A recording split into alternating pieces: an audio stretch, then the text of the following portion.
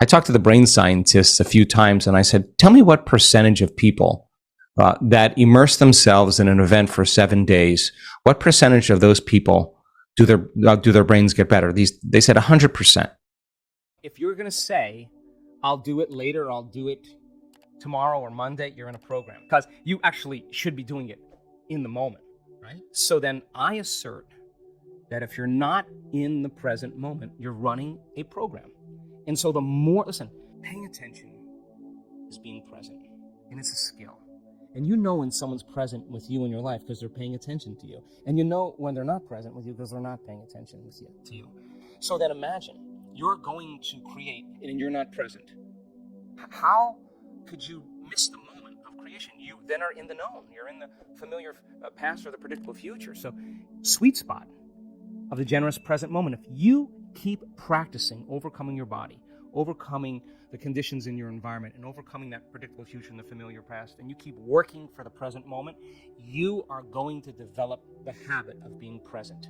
And if where you place your attention is where you place your energy, and you're in the present moment, you got a lot of energy to use. You got a lot of energy to execute. You got a lot of energy to design a destiny with. Unfortunately, technology is actually causing us to experience more things in a shorter amount of time. Yeah, we can do so much more in a shorter amount of time. And the side effect of that, unfortunately, is that attention spans have shortened because you can shift your attention from one thing to the next. And if you keep doing something over and over again, you develop a habit. So to the person who is in three-dimensional reality because of technology, you can get more done in a shorter amount of time, or more things are happening in a shorter amount of time. So so there's a quickening in human consciousness because the pace has increased, right? The problem with that is that you can get on Amazon Prime and you get something delivered to your door the next day, or sometimes even the same day. There's this kind of entitlement of convenience that takes place where we really think that everything's going to be handed to us, or we can get whatever we want. Nothing wrong with that. That's really cool. That's really great. But in the creative process, you actually have to get outside of time in order for you to be able to create. Because if you're trying to predict what's going to happen in the next moment, if you keep romancing what happened, you're not in the present moment. The familiar past is the known. The predictable future is the known. The present moment is the unknown. That is where all possibilities exist. So, yes, there's a function of three-dimensional reality and technology where more things are happening in a short amount of time. Certainly, there's some type of energetic thing that's taking place in so many ways. And to me, that energy is actually endorsing whoever you want to be. That's what I believe. So if you want to be a victim, get ready, because it's going to get really good for you. Because that energy is more available. If you want to heal, wow, there's a lot of people healing now, and they're using that energy instrumentally in a positive way. So yes, there's a quickening that's taking place, and it's creating quite a contrast or extremes that are taking place in reality. And the more extreme it gets, the more unstable the system, right? So governments, journalism, education, religion, medicine, everything's kind of fallen apart, and it's very obvious to people that has to happen for a new consciousness to emerge. The thing is, we can't face these changes programmed, because we'll just add to the chaos. We actually have to be relaxed and awake instead of stressed out and unconscious. And we have the data to show that when you're relaxed and awake, amazing things can actually happen to you instead of in survival, stressed out and in a program. So in order to create out something new, we got to be in the present moment, and we have to be outside that pace of where everything's moving very quickly. And technology, unfortunately, is causing people to think. So your personality, literally, Ed, is made up of how you think, how you act, and how you feel.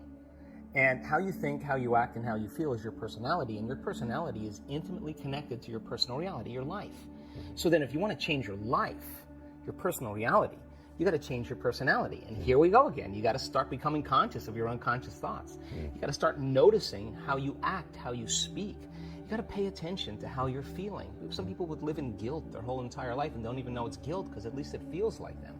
So then when you start doing that, you begin to objectify your subjective self. So then when you begin to make small changes back to thought, a new thought should lead to a new choice. A new choice should lead to a new behavior.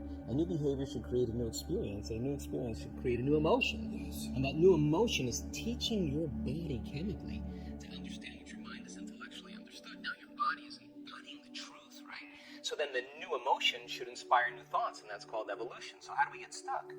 It's really simple. The stronger the emotion you feel from some event in your life, be it a betrayal or a trauma or whatever, the more altered you feel inside of you, the more you pay attention to the cause outside of you. So the brain takes a snapshot, it freezes an image and embosses that pattern neurologically in the brain, and that's called a memory. So we create long-term memories from strong emotional events, okay? So think about it.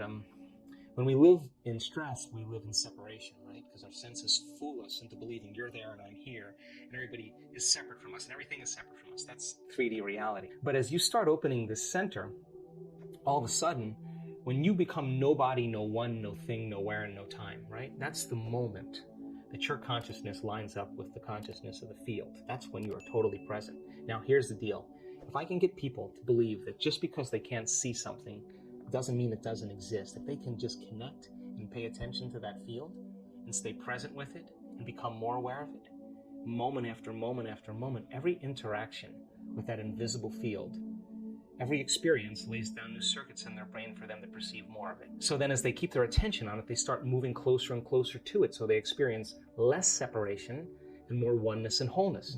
So then when that happens, there's a cascade of all kinds of physical and chemical and energetic things that begin to happen. So for me, the best way that I can describe that field is intelligent love. It's greater levels of order and unity and oneness. And when you strike it and you hit it, it is the most incredibly electric feeling you will ever have. It is the most familiar, unfamiliar feeling you will ever have. You will swear that you are ancient in that moment, and you will connect. And it won't be just like love for your puppy. You will feel it in every single cell of your body. And I mean like a vibration, a coherence, where your body becomes electric. And the only way we can describe that is love. Veneer, some conditioning is lifted. You start realizing that the way you think life isn't that way.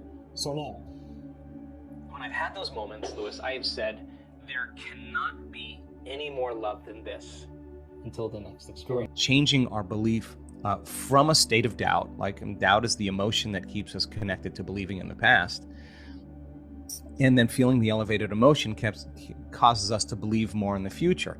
And it only takes that image of the future and the emotion, the thought and the feeling, the stimulus and response, where you start conditioning the body into the mind or the emotion of that future. And he's in a new body. He's in a new life.